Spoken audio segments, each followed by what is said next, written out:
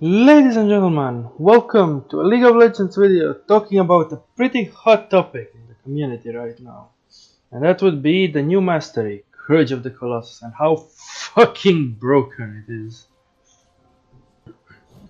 So in short, if you don't know the numbers, you get 10 plus 10 per level, plus 7% of your max HP per nearby enemy when you hard CC someone in a shield. So for instance, a late game Zac that's level 18 with let's say 5000 HP. If he jumps in the middle of your team and all 5 enemies are close to him, he gets a 4-second shield that is 1940 HP. Holy fuck, that's a lot. So basically for the first 4 seconds you become invulnerable because no one will break that shield in 4 seconds. And of course, because you hard CC'd someone, one or more of their team gets even less than 4 seconds to break. And the cooldown on this is 30 seconds, and that means you probably won't get it off twice in a single team fight. That's pretty good for everybody involved. So the outcry about this thing was loud and it was everywhere. Some of it was needed, but most of it was just people crying about everything about it, which is wrong in my opinion. In my opinion, the biggest issue of this was that some tanks could return into the jungle and were just too good because, for instance, let's say Zac again, he got really free ganks if he hit his jump, his E. And the biggest problem I see right now is that some of the tanks that fell out of popularity because of lack of damage can now afford to forgo a single defensive item late game and get a damage item that mitigates the problem. So in short, the tank meta is coming back. Fucking hell, not again. No one wants that. But luckily for us, Riot saw what was happening pretty fast and it's getting nerfed. Some people don't like how they did the nerf, but I think it was done well, but maybe it was not a big enough nerf. So the nerf right now is that it's no longer 7% per enemy close to you, it's 5%, and the cooldown at level 1 starts at 45 seconds and slowly drops to 30 seconds at level 18. People argue that this makes no difference late game. Well, yeah, I agree, it doesn't, but I don't think that's where this nerf was pointed at. It wasn't meant to hit the late game of tanks, but it was more importantly, it was there to hit the early game where all CC tanks had easy and free trades every 30 seconds and had a really easy way to become unkillable later with a stupid shield, as mentioned before.